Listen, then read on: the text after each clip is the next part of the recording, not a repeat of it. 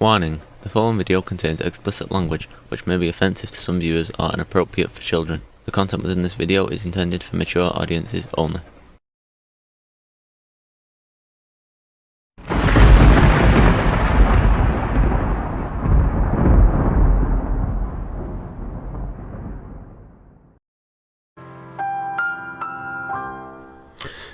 Hello and welcome to this video.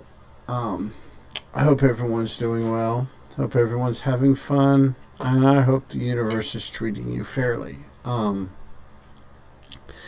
This video is just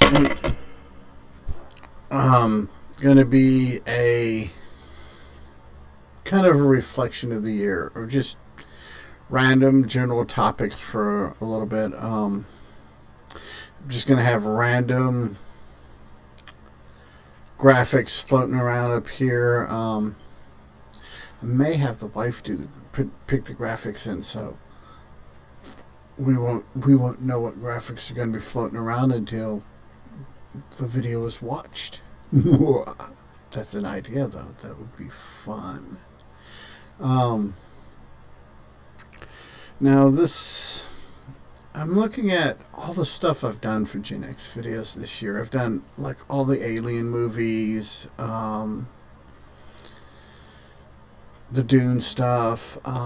Dune Prophecy's going on right now. Can't wait for that to finish. I want to do a video on that because I think a lot of people are thinking too deeply on it. Trying to put their own, overlay their own head canon over top of what the people who are doing the show are trying to do, which is a bad habit. I've talked about it in some of my other videos, that sometimes we get entrenched in our own canon, whether it be a series of novels, comic books, TV shows, movies, what have you. We get built into this here, and we fill in the blanks. Our brains, especially if it's a good, like a young George Lucas or a young Spielberg or a Ridley Scott or a Francis Ford Coppola. As far as movies go and directors go, these people have the skills where back in the day you didn't have to have a movie and 400 sequels. You could do a movie and you did it well enough and you trusted the intelligence of your viewing audience, and they could fill in the blanks for themselves, and you just, you shot them the peace sign and you went on to your next project. Unfortunately, I think, and I don't think it's a fault of the people. I think they've been led astray. They've been given a point, or made to a point, where they're expected, where we anticipate, well, they did the first movie, and if it does marginally decent, they'll make 400 more. We don't do that. And we get expecting this. Then what happens is you have a set of people. We're getting older now. Gen X, and I want to say I would give it into early millennials, that we grew up, where you would get Close Encounters of the Third Kind, and you wouldn't have to worry about a sequel. It was a self-contained thing, and any questions you had, it was written well enough that you just fill in your own blanks. Called it a day. But now, you have sequels for sequel's sake. But you have good sequels. Dune, for instance. That was a good movie to break into because that book is so dense. And the reason why it's so dense is because Frank Herbert was that good of a writer. The thing is you can look at Lynch's movies, you can look at Villeneuve's movies, you can look at the people that did the movie for the miniseries for sci-fi of Dune and Children of Dune. They kind of just squished Messiah in there. All of those movies are book accurate, but there are different aspects of the book. The biggest thing that Villeneuve did that detracts, or actually there's two things, and one of them I agree with, the other one I'm not so much with, and that's the one I don't agree with is what he did with Chani's character. I see why he did it. He did it for the non-book readers and for the people that aren't really up to speed mentally. The one I do approve of is not having Alia. Because let's face it, the American populace is not ready for a 2-year-old murder baby. So yeah, and that's basically what Alia is a 2-year-old murder baby. But other than that, other than those two things, and other minor changes that all the visual all the interpretations or translations into film and TV and what have you are pretty good. I mean, Lynch was kind of over the top in costume designing and theatrics. There's a couple scenes like with the Guild Navigator and stuff where he wrote those and put them in himself. But the changes they made, even the Villeneuve changes,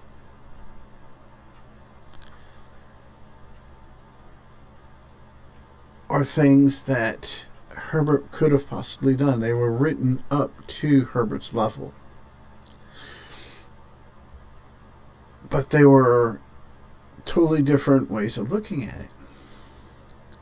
And for those of us who went and saw the '84 Dune, Lynch's Dune, in theaters, we watched it and we went about our business. We didn't expect to do Messiah or Children of Dune or God Emperor or Heretics or Chapter House, though we won't mind if a good director, a Ridley Scott, would want to do Children, God Emperor, Heretics, and Chapter House. Cool. But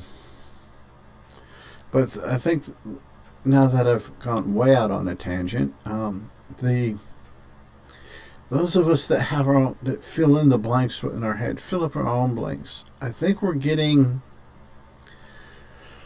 to the point in our lives where we forget that not everyone interprets everything the same way we do. Because there are things in Dune Prophecy I'm like, no, that can't be right. And I break out the old book, look through it, and go, oh, okay, I can see why they would do this for TV based on this thing that takes place, 13,000 years plus.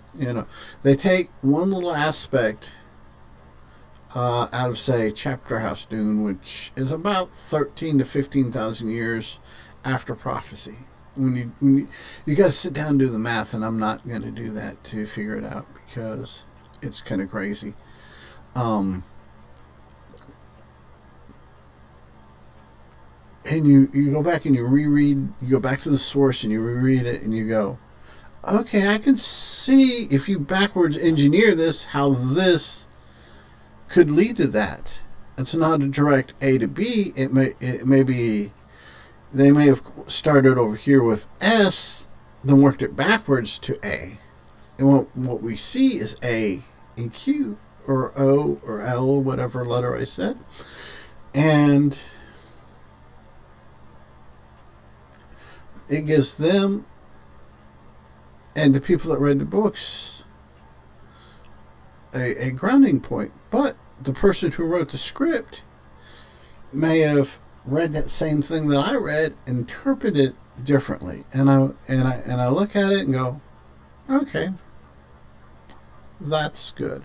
I'm not so steadfast in my headcanons that, you know,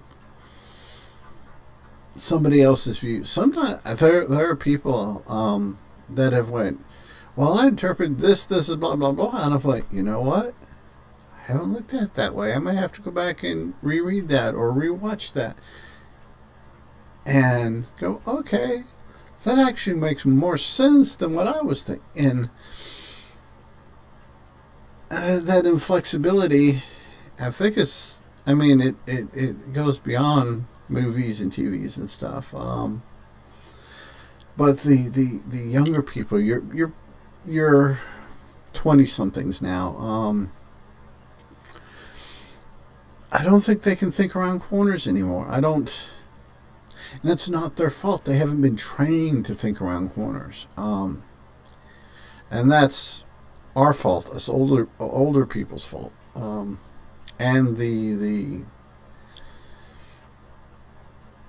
Hollywood dumbing down things so they can make sequels. Because something that is well written, well executed, well acted, that's all you need is one. Boom. But if you dumb it down, make it very simplistic, and don't leave any room for thinking, or don't have any encouragement for thinking, and it kind of goes away. But you know, that's just me and headcanon. Other things, life in general. Writing more blew up. Got to take it to the shop. We see chickens are doing well.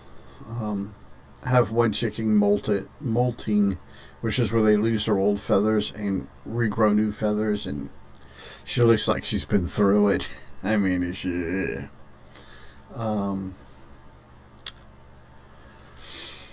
thinking about rewatching Man Bites Dog. I just did a video recently on that. That is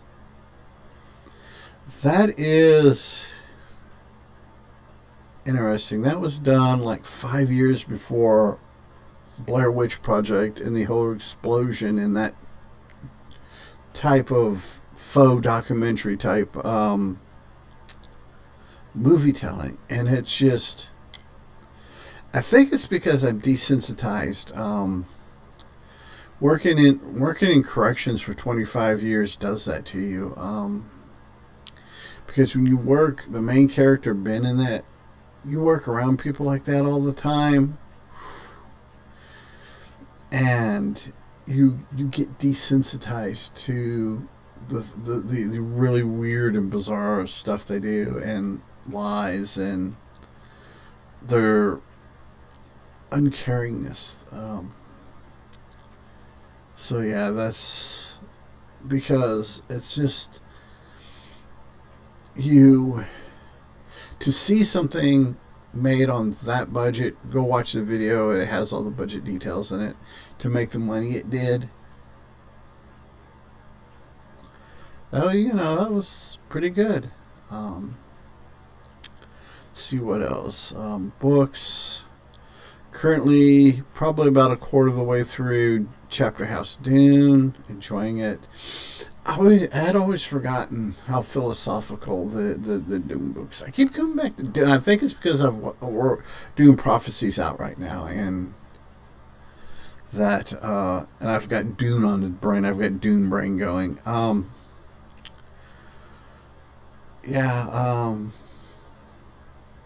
Though with Dune Prophecy, I don't know if I may read the book, and the book that Prophecy is inspired from, and the other two books that they pull ideas from. I haven't. I think I may have read Sisterhood of Dune. I may have. I think I may have. That's my brain's telling me I did, but the other side of the brain is going, we're not real sure on it. So, and Mentats and Navigators of Dune. Mentats of Dune and Navigators of Dune, two separate books. I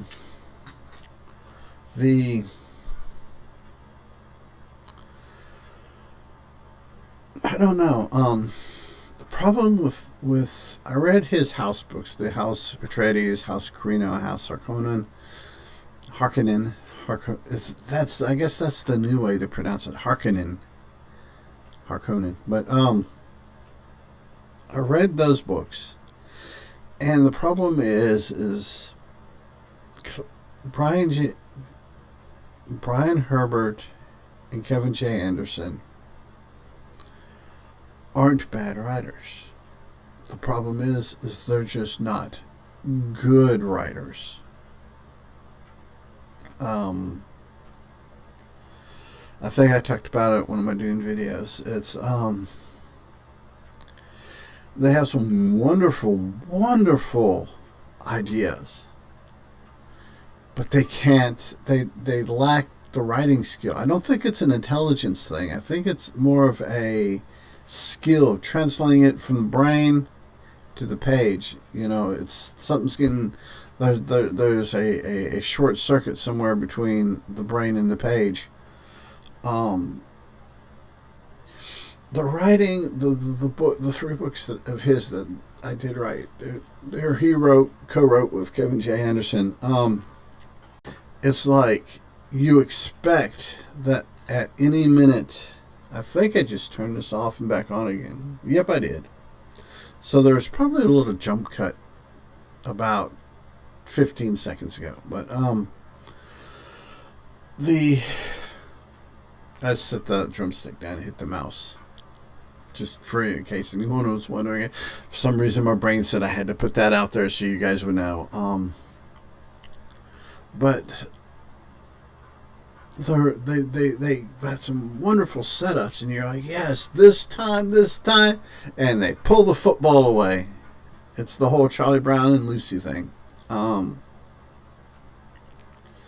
Like I said, I don't think it's an intelligence thing. I think it's a short circuit between the brain and the written page. Though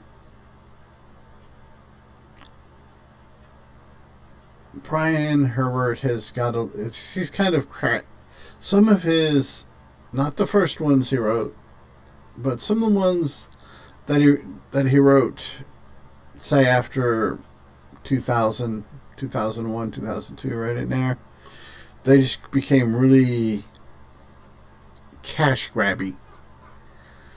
And you're like, I know 3-year-olds that could have executed that better. I can't write to save my ass, and there are things in some of his later books that I'm like, no, I could have pulled that off, and I'm a fucking idiot. So yeah, yeah,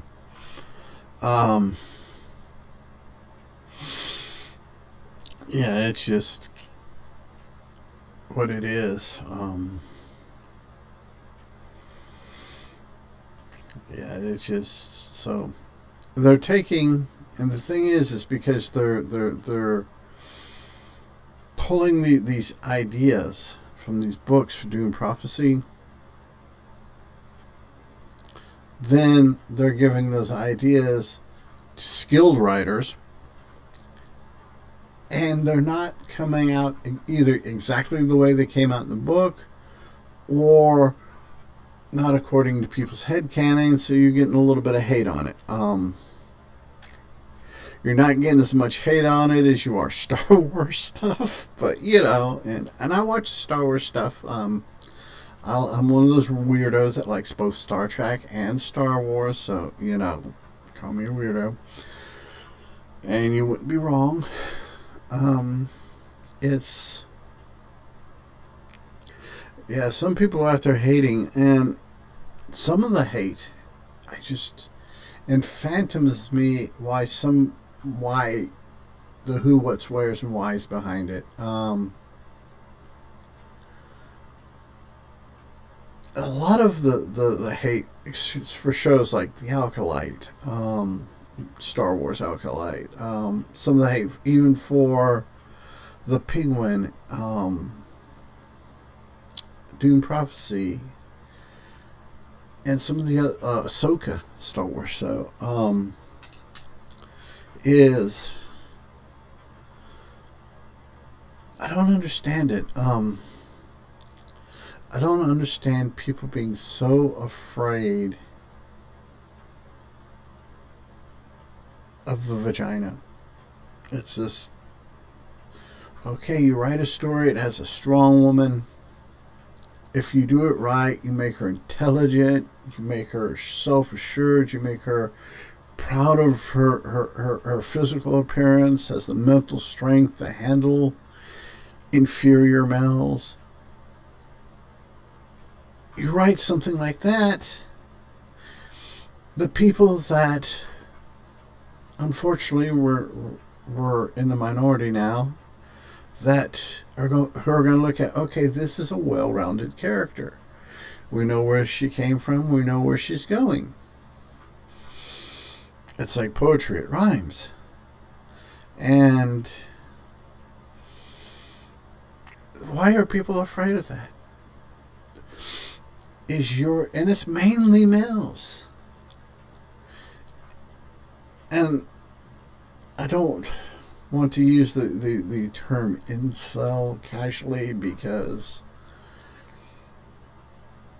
it's, to me, it's very demeaning just to call somebody who's insecure about their penis length or their ability to bring a woman to orgasm, and somebody that's never going to have the opportunity to bring a woman to orgasm.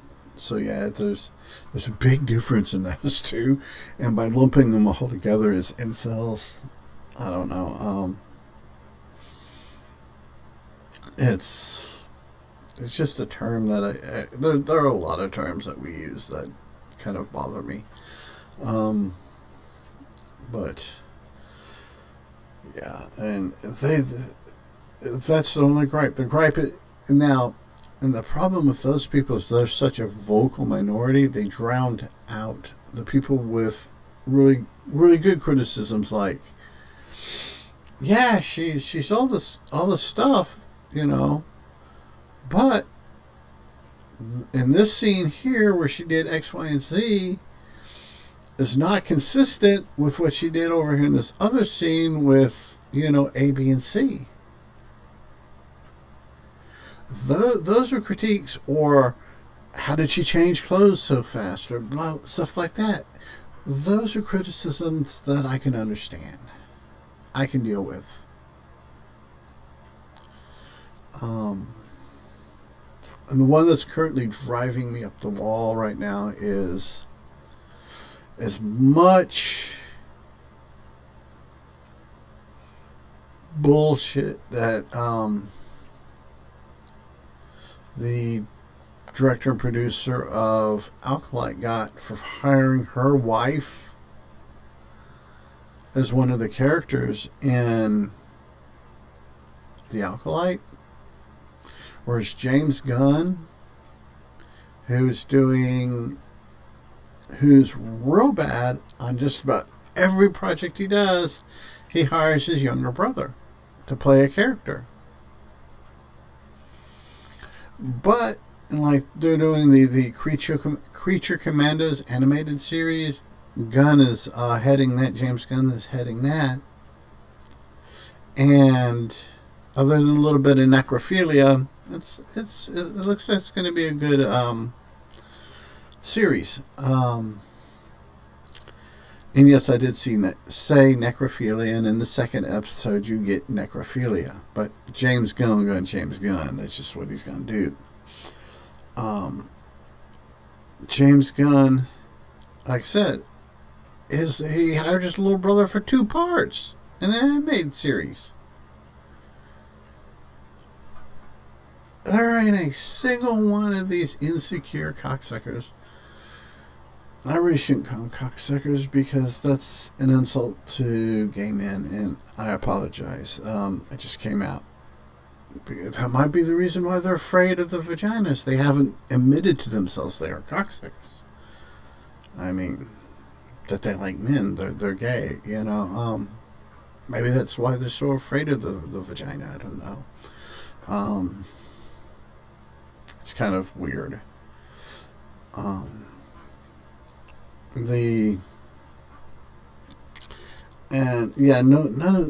Nobody's screaming and yelling about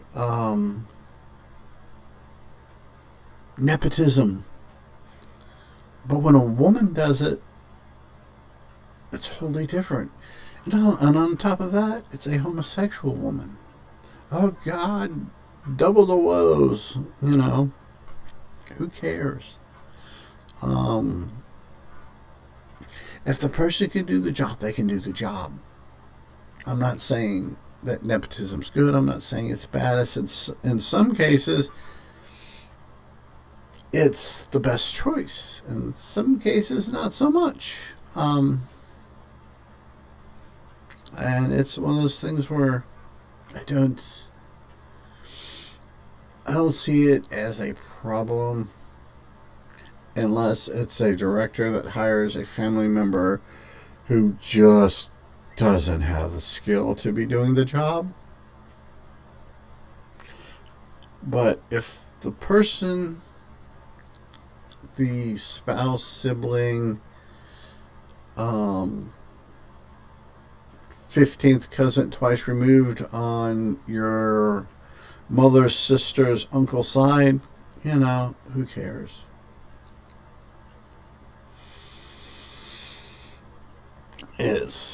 Who cares?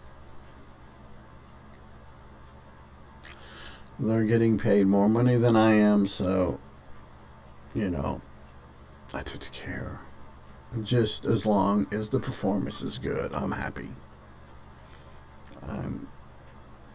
But, you know, it is what it is. I wish my eyes would behave. So I'm going to go ahead and wrap this little diatribe up here. Hopefully I'll do a movie or something for tomorrow's Gen X. I don't know. It depends on what I got going on. So remember, be a good human. Be good to other humans. Peace. Hey, it's 10 p.m. Do you know where your children are?